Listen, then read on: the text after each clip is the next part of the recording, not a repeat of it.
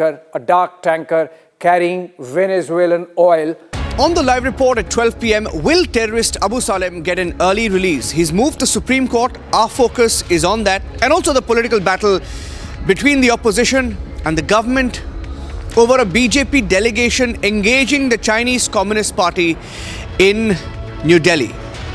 Two big stories and the face-off on the live report at 12 p.m. ये है secret recipe MDH का जीरा SIP जल जीरा मसाला सिप सिप जीरा सिप MDH का जल जीरा सिप MDH का जल जीरा सिप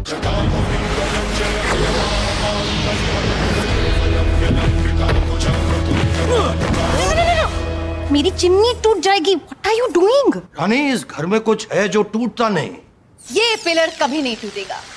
रुंगटा स्टील TMT से बना.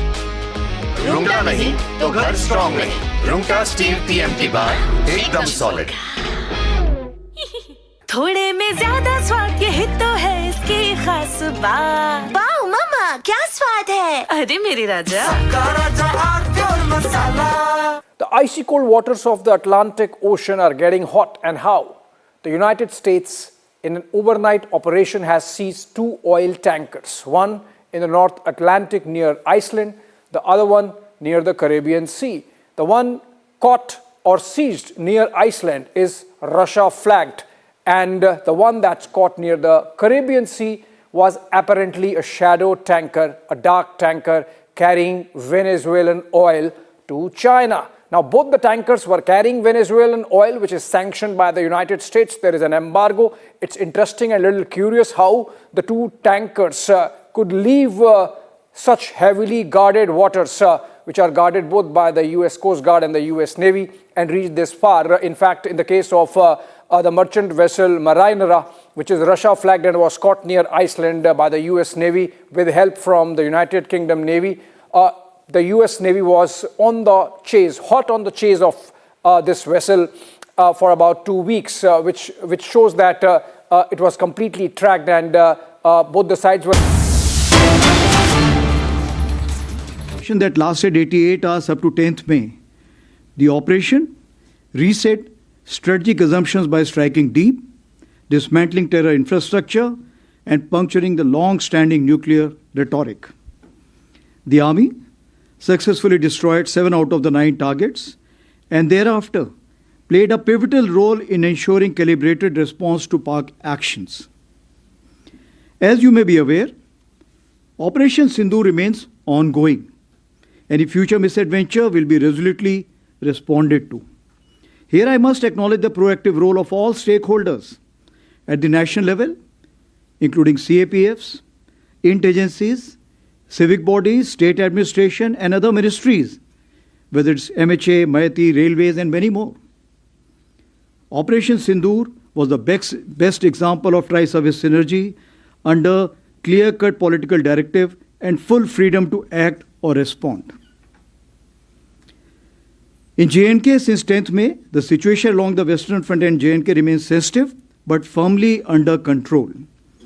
In 2025, 31 terrorists were eliminated, of which 65% were Pakistan origin, including the 3 perpetrators of the Pahalgam attack neutralized in Operation Mahadev. Active local terrorists are now in single digits. Terrorist recruitment is almost non-existent, only 2 in 2025. Clear indicators of positive change in J&K include robust development activity, revival of tourism, and peaceful Sri Amarnath Yatra, which saw more than 4 lakh pilgrims, exceeding the 5-year average. The theme of terrorism to tourism is gradually taking shape.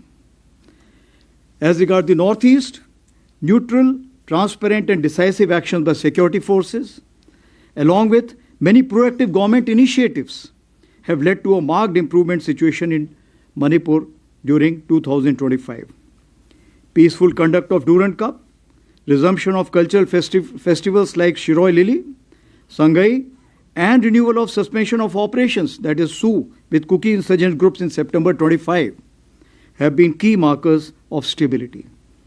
In response to turbulence in Myanmar, a comprehensive multi-agency security grid comprising of Assam Rifles, Army, and Home Ministry is working towards insulating the Northeast from spillover effects. With successful conduct of phase 2 elections in Myanmar, we should be able to engage each other more effectively now. As regards the HADR, Humanitarian Assistance and Disaster Relief, the Army operated across 2 neighboring countries and 10 states. It rescued over 30,000 people, and during the Punjab floods in Pathankot, some of you would recollect the daring rescue of the CRPF personnel by an Army aviation helicopter from a collapsing building. In the border states, where I have delegated full authority to my div commanders, the Army was able to act even before formal requests were received from states. This reaffirms our role as the natural first responder during HADR crisis. Here, I must mention 14 Rajrif, Dharali, Uttarakhand, which lost 1 JSO 9 other ranks, continued to focus on the complete rescue operation and coordination at the initial stages. And that's what is the military motivation all about. Our 17 HADR bricks which we have planned are gradually taking shape pan-India. Now, the battle of the future will not be won by a single arm or even a single service. It will be a national level enterprise. The Honorable Prime Minister captured this vision through the mantra of Jai, where jointness integrates our effort, Atmanirbharta empowers our capability, and accelerated innovation drives ideas into action. So based on the lessons drawn during Op Sindoor and in line with the Indian Army's belief that change must come at the velocity of relevance, we prefix the verb acceleration to all our nouns, that is, initiatives. We followed what Subhash Chandra Bose once said, no real change in history has ever been achieved by discussions alone.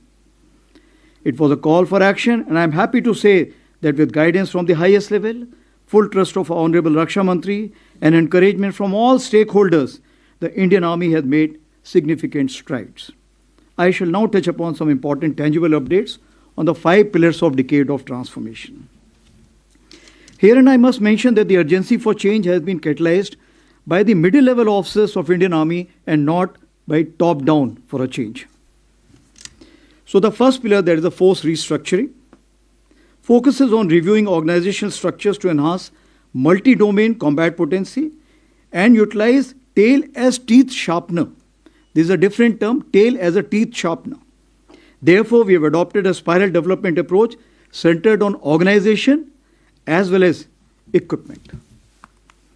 We have reoriented and created several structures. Rudra Brigade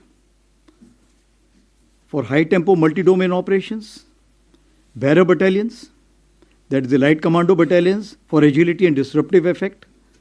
Similarly, Shaktivan regiments and Divyastra batteries for artillery will use US and counter-US for extended reach and real-time targeting. Ashni platoons of infantry platoons and some other organizations which are on the design board as of now will enhance precision, surveillance and strike options at the tactical as well as operational level. All of this will enhance our cumulative combat effectiveness. A large number of government sanctioned letters for organizational change have been approved over the past 14 to 15 months, numbering approximately 31, including that of the path-breaking IBJization of a corps and raising of an aviation brigades. The TA recruitment also, as you are aware, physically commenced after a gap of 5 years in year 2025. Moving on to pillar number 2, modernization and technological infusion remains a continuous and dynamic endeavor. Our modernization priorities focus on improving mobility and protection, strengthening network-enabled operations, enhancing communication system, deploying terrain-specific EW system, inducting new generation munitions, and expanding US and counter-US capabilities. Our immediate focus is on innovative kitting of legacy equipment or the platforms.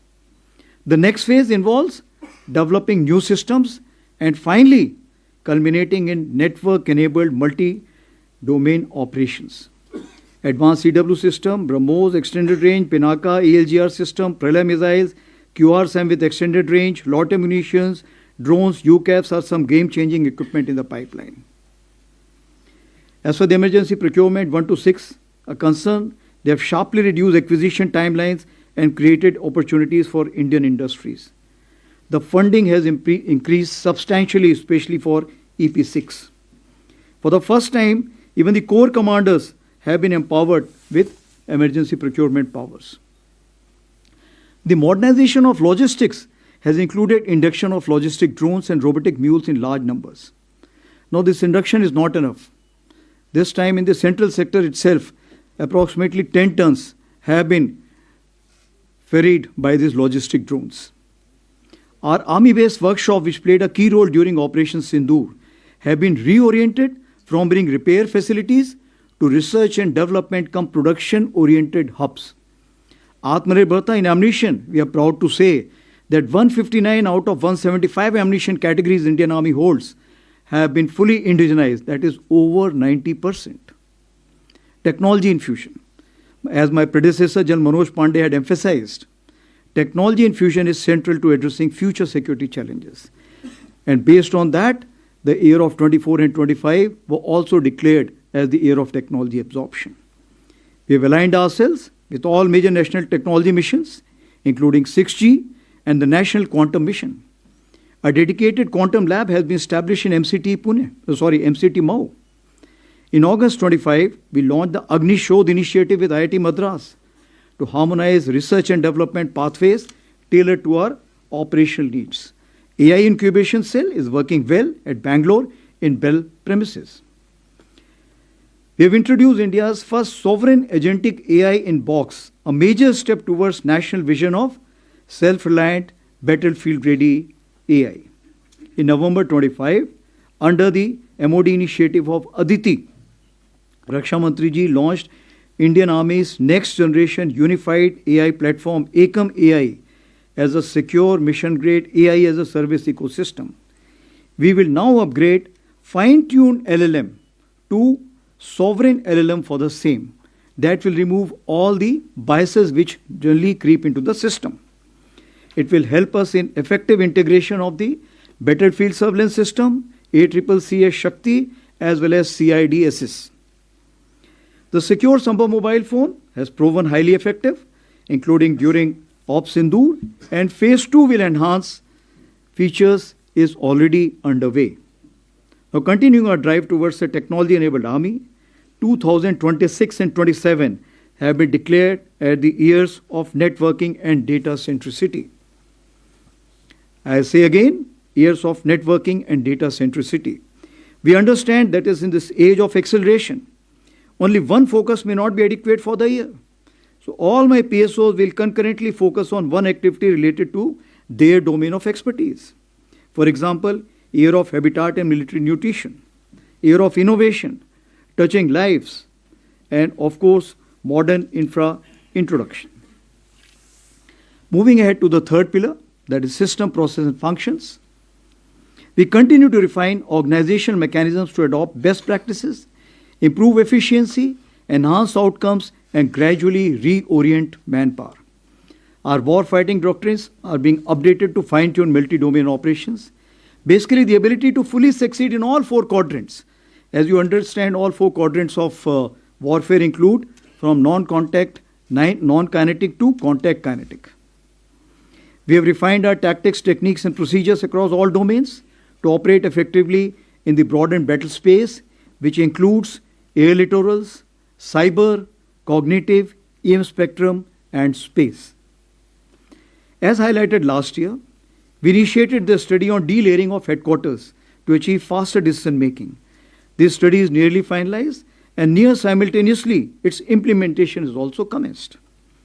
Last 2-year efforts on technology absorption has proved way for accelerated automation, thus introducing automated delegated decision making and facilitate the skip echelon mechanism.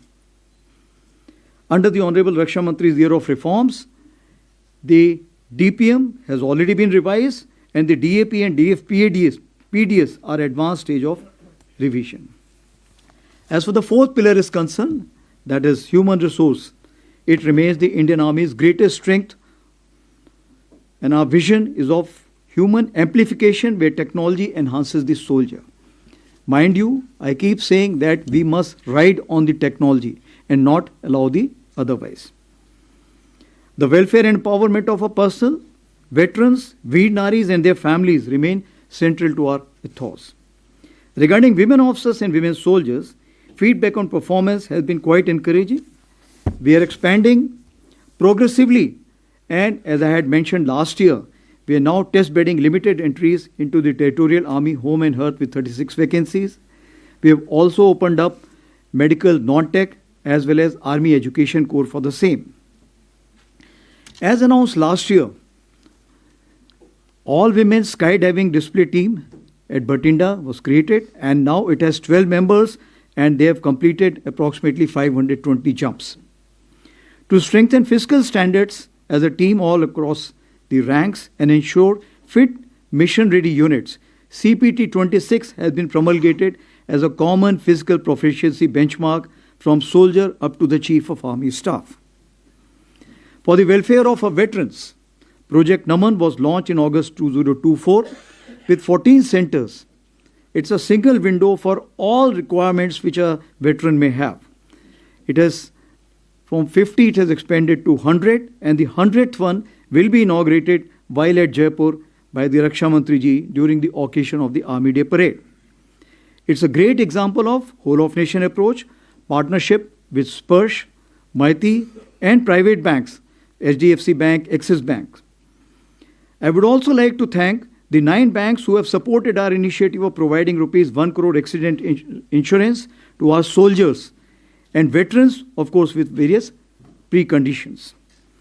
As regards veterans, all army commanders have personally reached out to all the governors and the chief ministers of various states for the convergence on veterans' welfare and their role in nation building. Veteran Achiever Awards has got a traction where we are already going to achieve 150 at the time of Army Day Parade. As for the jointness integration is concerned, the 5th pillar, Operation Sindhu was a powerful demonstration of coordinated joint service planning and execution. The mandate for jointness and integration has been clearly defined at the highest level. As you are aware, we are progressing towards integrated structures in form of theatre commands. This is a deliberate, consultative and well-synchronized process to which the Indian Army is fully committed from day one. Now to expand the arc of jointness, multi-domain synchronization, accordingly the Army has expanded its arc of jointness to deepen cooperation with CAPFs and multiple ministries. Communication support has been extended to forward CAPF units, about 40 BSF and ITBP units, integrated into the Army's Network for Spectrum, that is NFS. We are examining common chains for ammunition, health, services and supply systems. As for effective multi-domain operations execution, deeper civil-military industry collaboration will be essential. We have conducted convergence capsule at 28 locations along the border states, especially 8 border states where over 700 attendees from the civil side have been there. Even the Higher Command course, which is a classified course, has been opened up for 2 weeks this year for 40 participants from the policy, academia as well as the industry.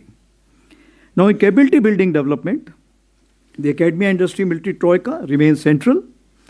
The Army has shed traditional inhibitions and continues to reach out sharing concepts, sending officers on deputation and opening ranges and testing facilities to the industry.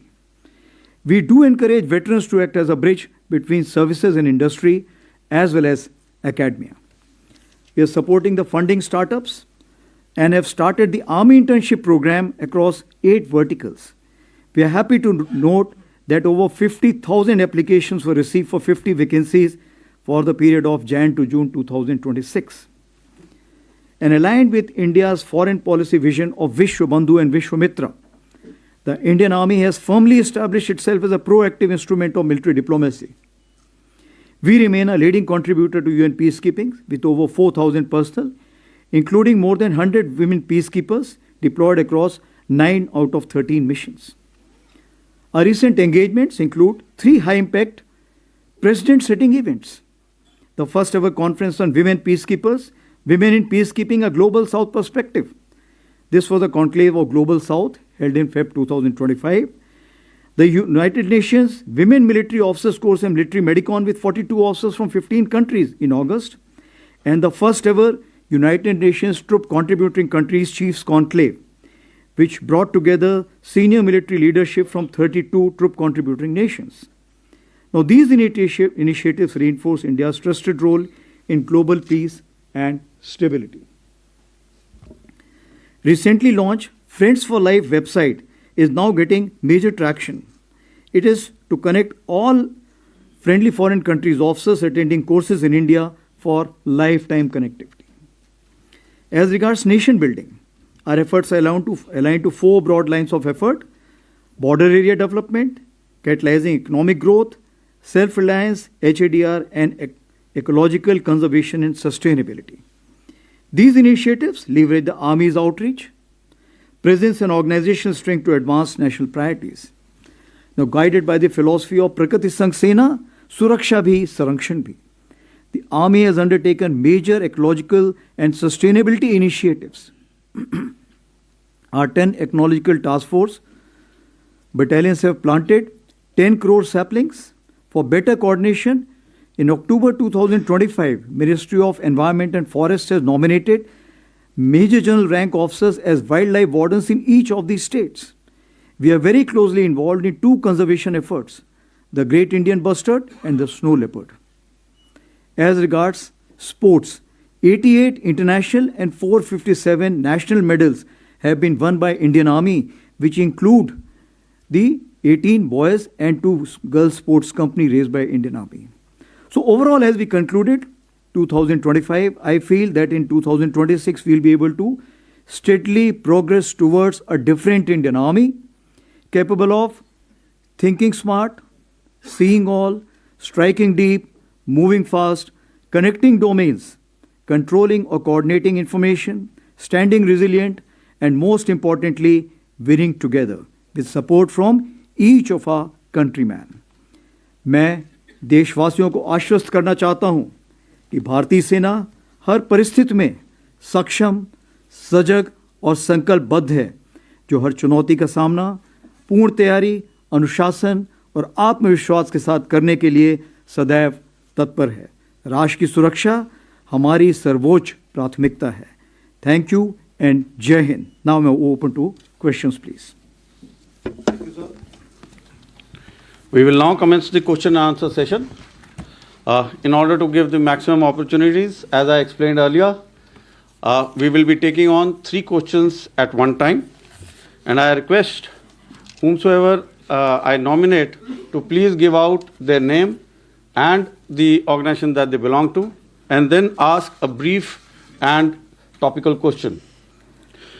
All right, as we have always been doing, we will start with the agencies. Okay. We have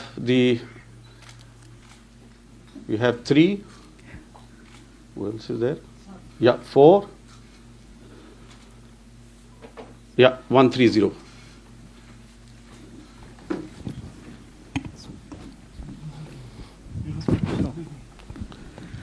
Sir, Namaste. I am Ajit Dubey from ANI, sir. Sir, you talked about, in your opening remarks, you talked about busting Pakistan's nuclear rhetoric, sir, during Operation Sindoor. Can you tell us how did the army do it, or how did the forces do it? And during the talks with DGMOs during the conflict, was there ever any nuclear threat given by Pakistan army? And sir, in recent past, we have seen that a major force restructuring has taken place, where you have been able to create a pool of over 1 lakh drone operatives. Was this necessary? Okay, there's the annual news conference being held by the Indian Army, mostly focusing on Operation Sindoor and India's state of preparedness. Operation Sindoor is on. Ladies and gentlemen, while we get to this picture of a key meeting that took place between a Chinese Communist Party delegation and the Chinese ambassador to India and a BJP delegation. The Chinese delegation also, by the way, met a Congress leader, we are told, Salman Khurshid. But this meeting between the BJP and the Chinese Communist Party is becoming a matter of debate. opposition parties are raising questions. Why? Because, on the other hand, China has rejected India's objections and reaffirmed its territorial claim over the Shaksgam Valley in Jammu and Kashmir, insisting that its ongoing infrastructure construction there is fully justified. Now, Beijing has said that the region belongs to China under a boundary agreement it signed with Pakistan in the 1960s, a pact that New Delhi has never recognized. It's problematic, and this is not the first time. They continue to claim that Arunachal belongs to China. Major Samar Paltur joining us on the broadcast. Major Tur, the messaging, on one hand you have our armed forces on a state of high alert with China across the line of actual control. And then you have the face-off over Arunachal. You have Indians being stopped in different airports in China, being harassed for their stand on Arunachal, for being from Arunachal. And at the same time, we are trying to re-engage with China as a country. And I just showed you that picture right behind me. It's kind of problematic. What's your take on it? You see, in 1953, they had agreed with the Panchsheel Accords. And the Panchsheel Accords very outrightly and clearly said that, there has to be mutual respect for territorial integrity and sovereignty. So what is being violated? The first point of Panchsheel Accord by the Chinese itself. Then the second one was mutual non-aggression. So what we saw in Galwan, what we saw in Demchok, it is done by the Chinese itself. They initiated it. Then we come down to, not to interfere in each other's internal affairs. India has not been doing it, but, the Chinese have been funding one of the political parties, and there is an investigation going on, and it has put a very huge question mark on the integrity of that certain political party regarding a certain family and few members. Then, equality and mutual benefit, I don't see it anywhere. And then peaceful coexistence. So all these 5 points that the Chinese were harping upon that have to be followed for a better future and coexistence of a more stronger and a better Asia is being nullified by the Chinese since 1962 onwards. And in 1963, they violate their own principles laid down and signed by them in 1953 with Nehru. So you see, the Chinese are lacking integrity. The trust factor is at an all-time low. And more than that, you see, I really fail to understand how can they, project themselves as a dragon. It is rather that they should project themselves as a fox. That would be more appropriate. Yeah. Because they have backtracked on whatever they've said and done. And then Oxygen they took from Pakistan itself. And by doing that, they themselves violated the, sovereignty of India. And that is where things went bad. So my question is, what is there, what is the surety that even if China comes for a good relation with India, it is only because it does not want the Indian government to get closer to the United States of America. Yeah. And I certainly feel that to counter the Chinese, American presence is very critical, very important, because they have the technology, they have the military weapon and equipment, and India has a favorable terrain to contain China along with these weapon systems and this ally called USA. Yeah.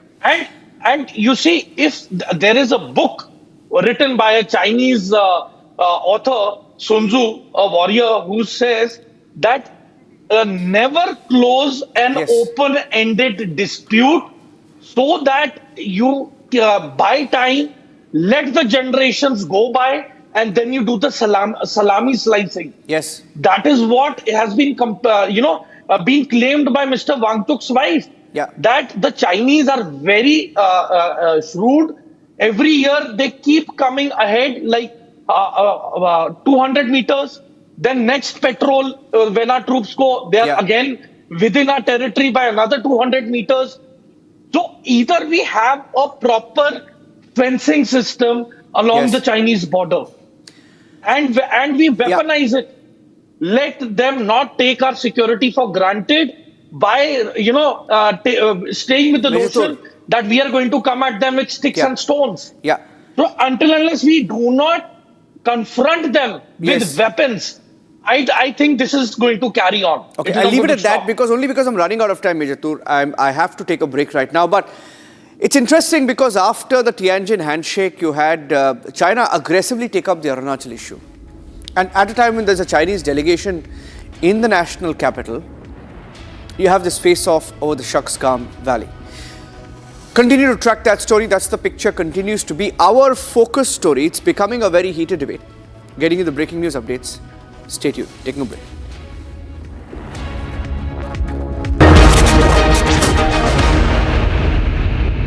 थोड़े में ज्यादा स्वाद यही तो है इसकी खास बात। वाओ मम्मा, क्या स्वाद है? अरे मेरी राजा। 13,000 placements last year. At Amity, we are committed to nurturing passionate, hardworking and proactive professionals. दादी के हाथों का जादू और खुशबू से महकता घर, माँ की मुस्कुराहट और खाने की सुगंध। MDH गरम मसाला, क्योंकि हर रिश्ता है स्वाद से जुड़ा।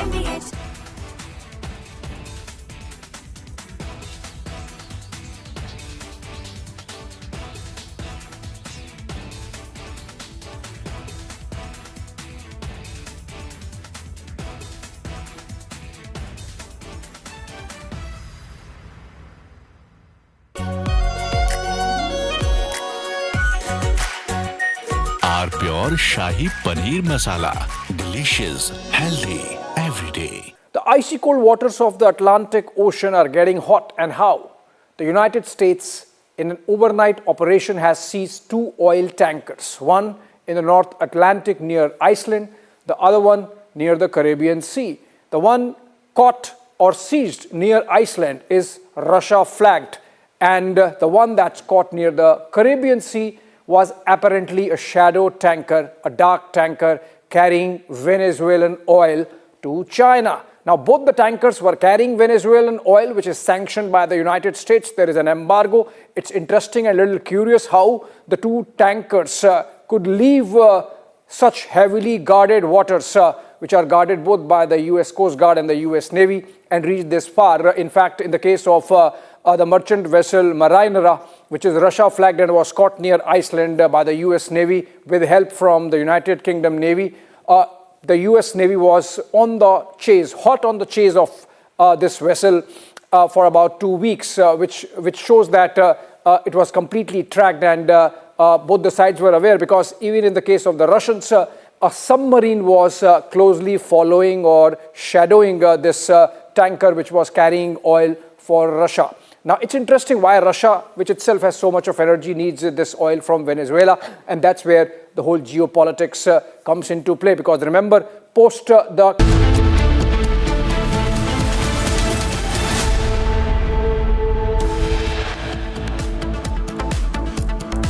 Headlines coming in. Gangster Abu Salim seeks early release from prison. SC to examine the petition.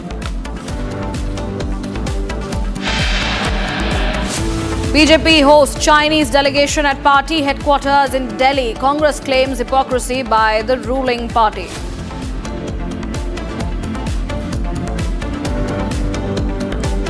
We do not recognize the so-called China-Pakistan economic corridor either, which passes through Indian territory that is under forcible and illegal occupation of Pakistan, the entire union territories of Jammu and Kashmir and Ladakh. India shows the mirror to China over Shaksgam Valley. Claims calls Beijing 1960 border pact with Pakistan invalid. Hindus under continuous attack in Yunus, Bangladesh. Hindu man Samir Das brutally killed. United States imposes 25% tariffs on nations engaging in business with Iran amid uprising. Anti-government protests in Iran escalate, over 600 killed. Trump mulls strong military action.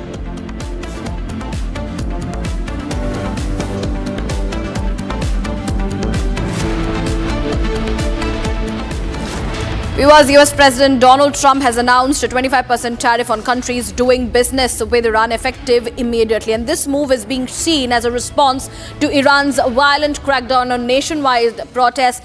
Around 600 people have been killed. Most of the protesters have been killed. And it's Trump stating that the order is final and conclusive. The decision may impact countries like China, India and UAE, which are the major trading partners with Iran. The tariffs could lead to increased costs for imports from these countries, potentially affecting the global trade.